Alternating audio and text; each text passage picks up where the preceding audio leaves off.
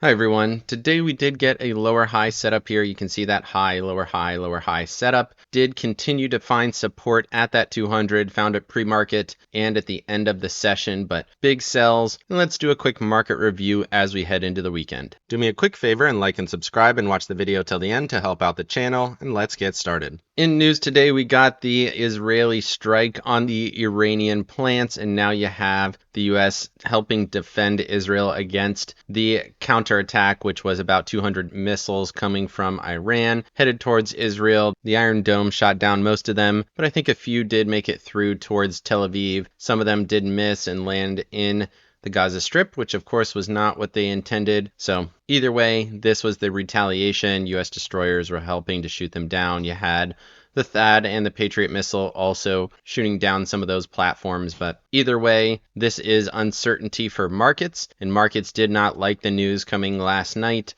of the strike or the further attacks here today. Moving over to fear and greed, we only stepped down one, which was a little bit surprising. It was a pretty significant move lower here today, and the overall indicator only stepped down to a 60. Strength continues to be very, very flat here. Breadth turning back down just a smidgen. Put call ratio at some very, very low levels, which again tells me that markets have plenty of room to fall. Extreme greed on that metric. VIX spiking up as we expected it to. Safe haven demand continues to come down, and the junk bond ratio here starting to spike up a little bit, signaling a little bit of fear in markets.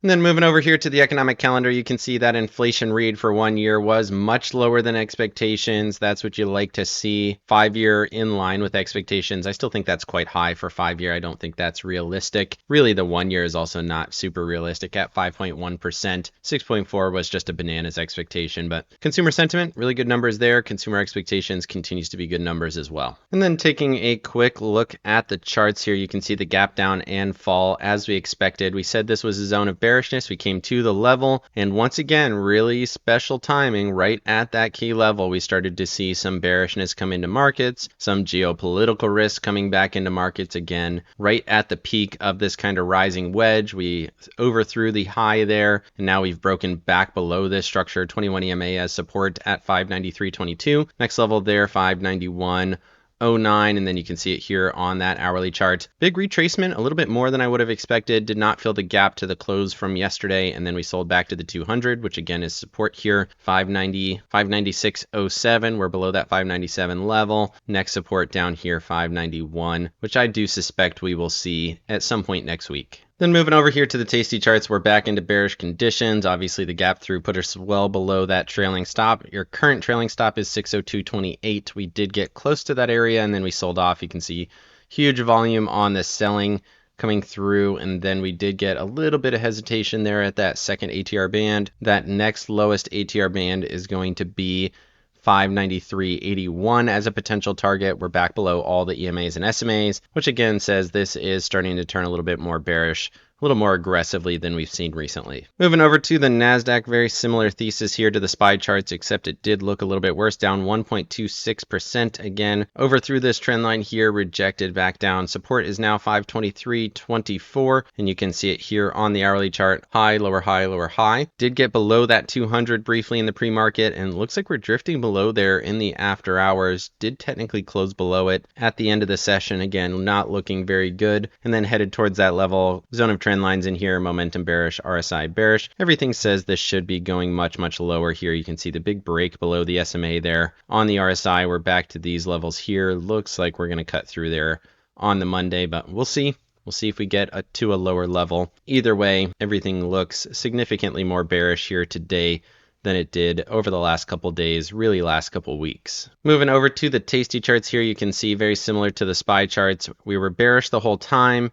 Did get to that second ATR band, overthrew the third one at the open, retraced to the trailing stop, touched that level, and then continued lower volume coming through on the sells. That lowest ATR band is in line with that next support level, 523.48, so pretty much in line with that zone that we talked about on the previous charts, and that is where I suspect we will go before we see any kind of major bounce. So just continuing to see this downtrend at least one more time. Moving over to the Russell and the Dow, these had it even worse here. You can see the Russell 1.83% right to that next zone of support. 208.22 was the level, and then the low of day was 208.22 to the penny. So that is an important level. Came to it, touched it, and then bounced. You got 21, got VWAP in there, momentum bearish, RSI bearish. Is this going to be a head and shoulders with a left shoulder head, right shoulder? I still think that's possible. So that would mean the target is somewhere around 200 to 201 in here, and then we would see a bounce to this kind of 208 area, and then we'll see that bigger continuation down. That is what we're looking for, at least for now. And then looking at the Dow, down 1.78% here, cutting through some of these short-term EMAs. Again, kind of left shoulder, head, right shoulder, potentially momentum bearish, RSI bearish, volume coming through on that sell. Moving over to the Mag 7, you can see we're still in that bearish momentum, bearish RSI, but the support at 315 continues to hold here in the short term. Closed above it there, 315.65, drifting a little bit lower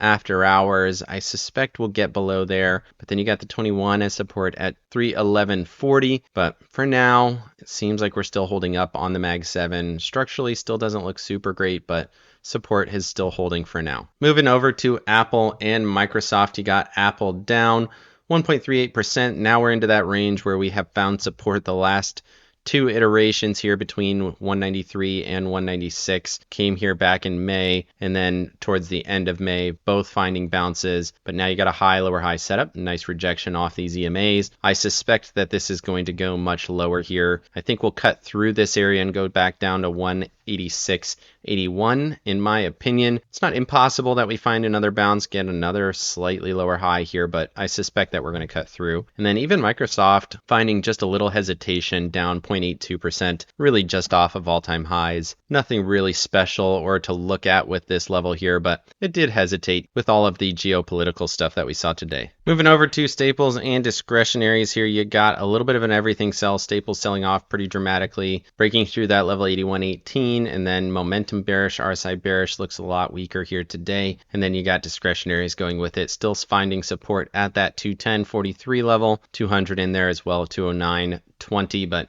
if these start to go together, that is a very bad omen for markets, and that is what we saw here a little bit today. Moving over to breadth, we saw a breadth crater here, momentum bearish, RSI bearish, broke below this structure here. 50-day pulling back dramatically from that 77.50 level, headed towards 68. Structurally, this hasn't changed yet, but 20-day, this looks significantly weaker here now today than it did yesterday. Momentum and RSI is both bearish here, so market breadth, even though markets have not fallen that much, the breadth is weakening significantly.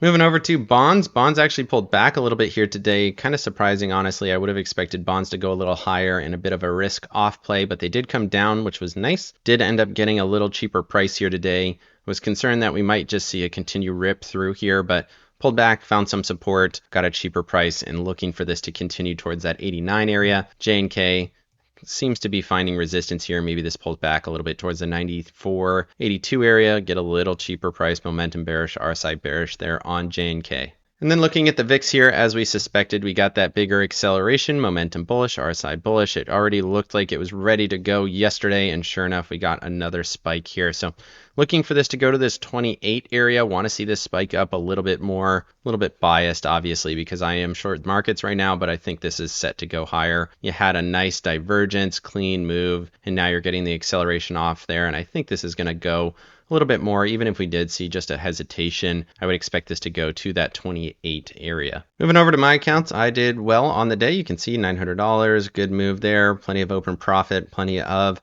profit left to be had. I do think markets are set to go a little bit lower here, so want to see this continue to go lower and want to continue to sit on this position. Basically unchanged after hours there, but again, I do think this is going to go lower over the weekend, especially if we get a little bit more geopolitical stuff going on. I think markets will go lower. The structure is also a little bearish, but we'll see. Either way, expecting everything to go at least a little bit lower before we see any kind of retracements. Let me know down in the comment section what you thought of the Israeli attack. What are the impacts on markets aside from oil prices going much higher? Will there be broader implications? Let me know. Otherwise, like and subscribe if you got any value out of this video. Make sure you hit the bell so you don't miss out on any future episodes. Of course, none of this is financial advice. This is all for entertainment purposes. Good luck in your trading and have a great day.